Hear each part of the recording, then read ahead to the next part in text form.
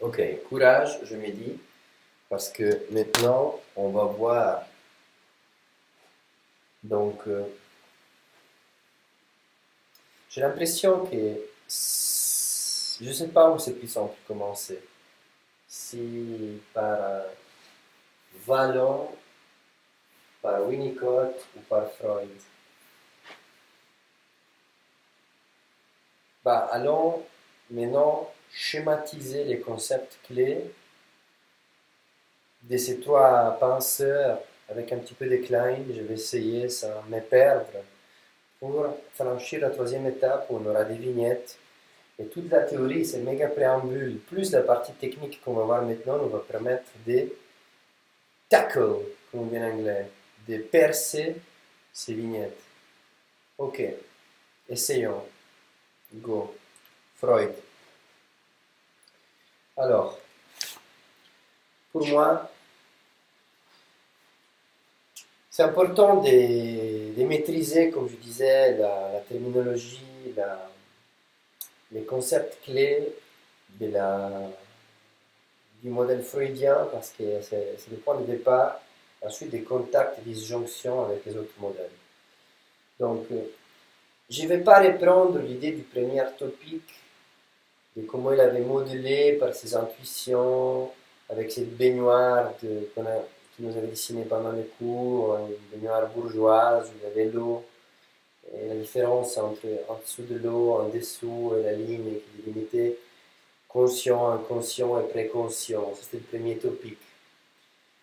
C'est-à-dire que topic des topos, des lieux, c'est-à-dire où, où on peut situer la, la question de la conscience, l'inconscience et la préconscience. Donc, topic, de là, le principe topique.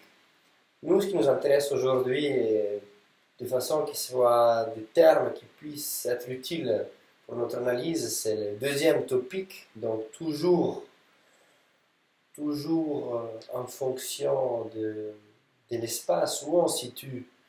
Si on était dans la culture indienne, les chakras, hein, il y a plusieurs chakras, même un en dessous de la tête, un là, un là, un là, un là, et ainsi de suite. Donc, ces centres énergétiques qui constituent l'être humain. Dans la question freudienne, donc, l'être humain, il le voit comme ça. Donc, la page, elle m'est chère. Donc, comment employer cet espace? Bah, moi, je vais faire comme ça. Allez, courage, Christian.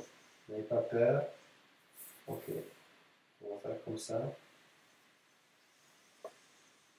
Donc ça va représenter. Et je vais le faire sans les notes parce que c'est ça le but.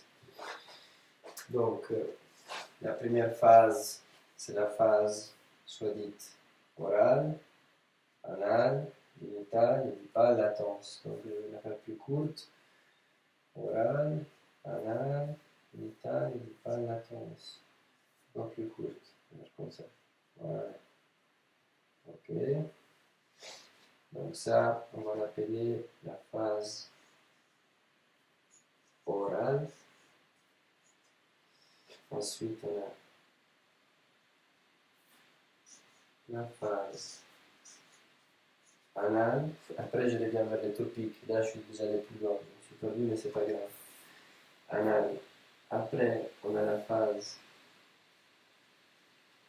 génitale, qui peut être aussi comprise comme oedipale.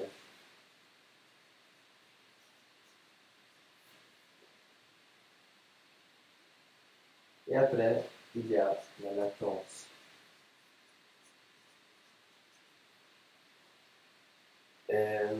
Voilà. Donc ça, c'est la première chose à tenir bien à l'esprit. Donc, oral, anal, génital, latence. Donc là, c'est la question des complexes d'Oedipe. Là, c'est la question du moment de la latence. L'enfant, sa pulsion sexuelle va s'apaiser, se calmer, s'endormir, de façon que l'enfant puisse aller vers l'extérieur, à découvrir le monde, à forger son soi à travers la culture, à travers les relations sociales, etc. Et là, oral, anal, c'est le début. Hein, c'est le début de l'existence.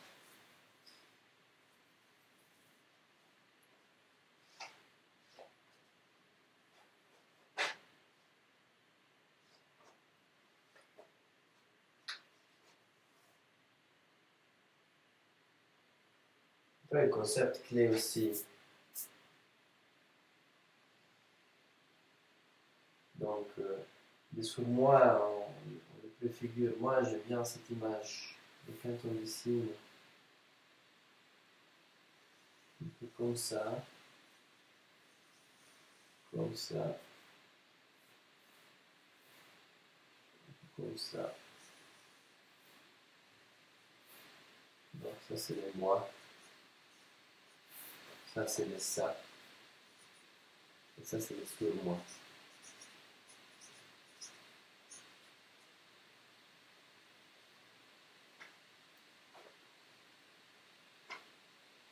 Souvent, on les configure comme sur-moi, en haut, ça, en bas, les moi au milieu. Mais cette idée de... Donc, les sur-moi qui représentent donc les normes. Hein, les normes, les limites. Le ça qui représente la pulsion qu'on a déjà vu avant, mais que maintenant on voit la pulsion de vie et la pulsion de mort. On le trouve en Eros et Thanatos. Et les moi, c'est quelque chose de très important qu'on regarde aussi au niveau de l'analyse des vignettes. Les moi, hein, donc tout ça vraiment c'est quelque chose. Moi je me permets de rajouter des choses, c'est-à-dire je me permets de rajouter des flèches qui vont un petit peu dans cette direction, c'est-à-dire que la chose elle est en constant mouvement. La chose elle est en constant mouvement. Nous sommes des êtres en constante évolution, en constant contact avec l'environnement autour de nous, comme une membrane, comme une constante osmose. Et donc les moi,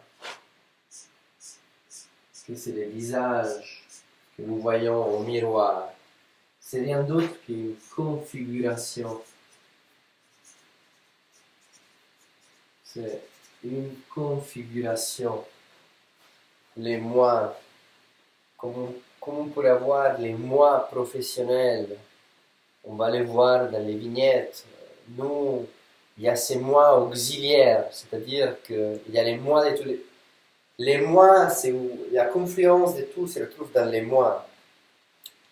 Et nous, on peut, grâce à la profession, au métier, à la déontologie, nourrir un moi auxiliaire. Auxiliaire, ça veut dire autre.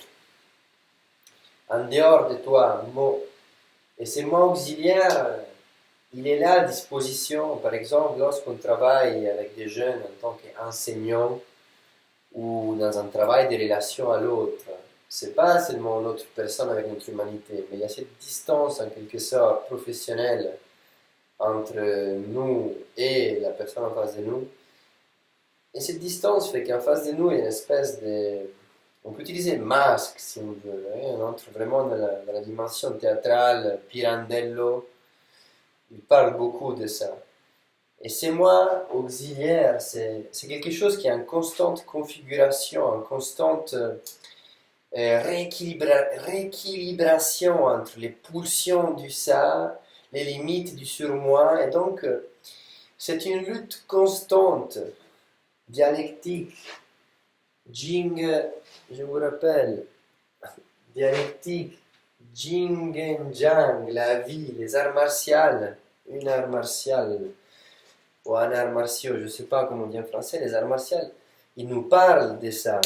Et donc, les philosophies orientales, il met bien l'accent sur soi, sur cette lutte constante entre le bien et le mal, en quelque sorte.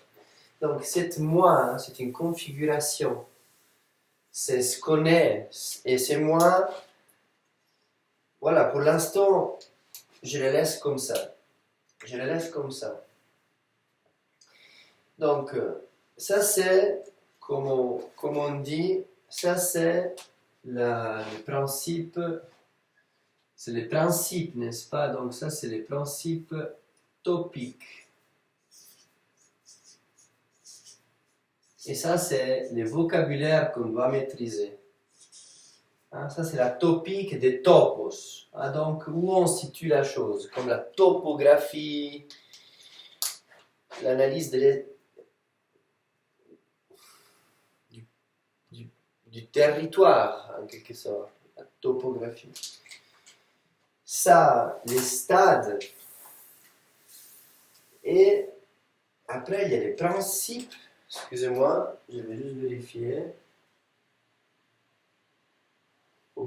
Des points de vue.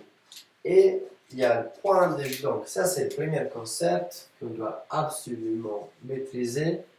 Deuxième concept, qu'on va revoir en détail, plus ou moins, avec les mois et ainsi de suite, pour établir, en tout cas là, on sait déjà que c'est plus ou moins des 6 ans vers les 11 ans, cette période. Et pour l'instant, nous intéresse moins, en quelque sorte. Et les points de vue. Qu'est-ce que c'est les points de vue?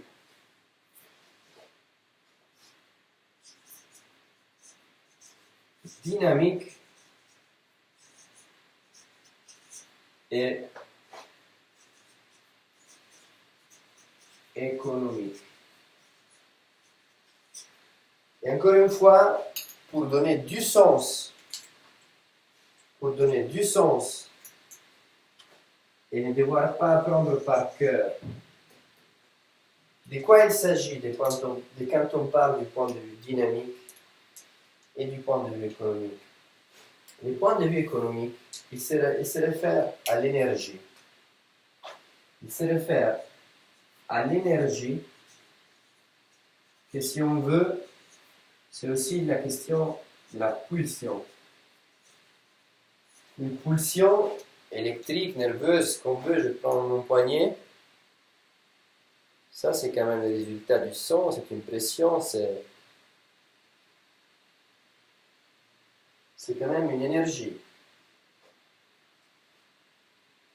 Et là, je vais relire les noms de la personne en question.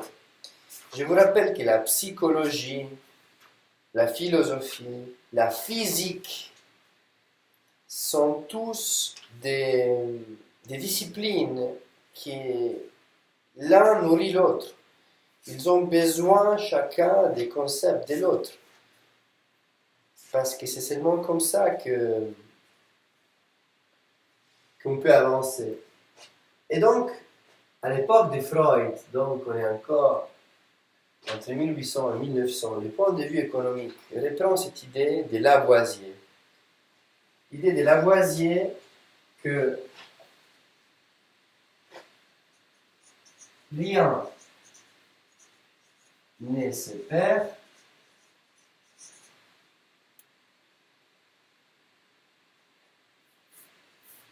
rien ne se gagne.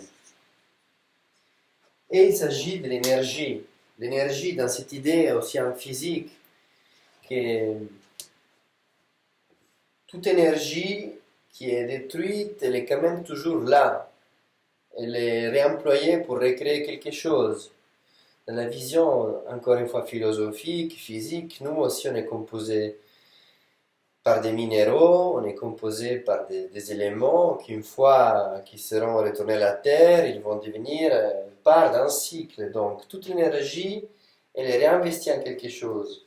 Et donc, ça c'est un des principes fondamentaux pour donner du sens à la question de la névrose, du symptôme, parce que s'il y a une pulsion des vies, donc une pulsion des vies, c'est une énergie, et cette énergie doit quelque part se manifester, parce que l'énergie ne va pas évaporer, et bien que bien, excusez-moi la métaphore, même si on prend de l'eau et l'eau évapore, mais de l'état liquide devient un gaz, on le voit moins, mais il est toujours là. La même chose pour l'énergie. L'énergie, elle se manifeste. Elle doit pouvoir s'exprimer, elle doit pouvoir se transformer en quelque chose, elle doit pouvoir être verbalisée. Verbaliser, c'est fondamental parce que c'est à travers la parole, outil principal de la psychanalyse, c'est à travers la parole que cette énergie peut garder ses mouvements sains à l'intérieur du corps. À cet aspect, je vous rappelle cette idée de l'analyse de l'eau, déjà dans d'autres siècles, dans la Renaissance, les médecins, certains patients les rapprochaient des courants d'eau parce que ces mouvements, ils les ressentaient comme quelque chose de thérapeutique. Et c'est lorsque cette énergie qu'elle va passer je ne sais pas si on les appelle des instances, mais d'un topo à l'autre, hein, toute l'énergie, si depuis les ça, il y a autant d'énergie qui monte, quelque part, elle doit peut-être évacuer de la même sorte. Il doit avoir un certain équilibre. Et c'est lorsque l'individu n'est pas en mesure de pouvoir exprimer ses besoins internes, pouvoir en quelque sorte satisfaire sa pulsion interne, que on va commencer à rencontrer des symptômes qui vont se manifester dans la somatisation de notre corps. Un tic, un lapsus. Et pour un lapsus, je vous donne un exemple que je tire d'un exemple que j'écoutais en Angleterre. Vous devez savoir, pour ceux qui ne parlent pas l'anglais, excusez-moi, c'est un peu vulgaire, mais ça va dans les sens du lapsus. L'organe masculin, le pénis, en anglais, on le dit dick. Et donc, il y a cet exemple pour expliquer ce que c'est un lapsus. Donc, il y a ce groupe de collègues, dont un collègue s'appelle Rick. Et l'autre collègue en question, il a une espèce de répulsion. Déjà, pulsion, répulsion. Hein, déjà, le jeu de parole. En tout cas, quelque chose fait qu'il n'aime pas du tout ce Rick. Et à chaque fois, il retient, il fait un semblant social, il n'arrive pas à trouver une façon pour exprimer sa sensation par rapport à ce Rick. Et donc un jour, après autant de temps qu'il avait immagasiné, stocké quelque chose, voilà le lapsus qui vient en surface, au moment de lui dire salut Rick, à la place de dire salut Rick, lui dira salut Dick. Et bien sûr, il y a ce petit choc, et ça c'est un lapsus. Donc l'énergie se manifeste quelque sorte donc dans un tic, dans un lapsus, ou dans un toc, donc un mouvement répétitif, hein, comme ouvrir, fermer la porte, ça c'est encore une névrose. Et on est conscient qu'on le fait, hein, on est encore au niveau, ça deviendra une psychose, ce même toc, lorsqu'on on demande mais qu'est-ce que tu fais, pourquoi tu ouvres et fermes la porte, il va te répondre, mais tu vois pas qu'il y a j'invente des chauves-souris, mais en réalité, il n'y en a pas. Donc là, on est déjà vers l'extrême.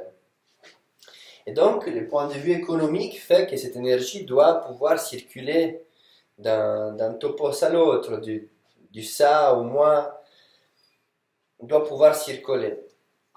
Et le point de vue dynamique, c'est que cette énergie doit pouvoir s'extérioriser, s'adresser vers un objet. Donc, dynamique. Là aussi, je vais revoir vite fait les notes pour ne dire pas. Donc, le point de vue dynamique, c'est donc où on va adresser cette énergie vers un objet, Et maintenant, on va commencer ces points de vue dynamiques, économiques et topiques pour comprendre ces phases. Et une fois qu'on commence à voir ces phases, on commence à parler en détail de la phase orale, anale, génitale, à travers ces phases qui nous remet un petit peu le contexte de ce que c'est un nourrisson, on va pouvoir enrichir avec les modalités qui nous donneront Vallon et Winnicott et Klein.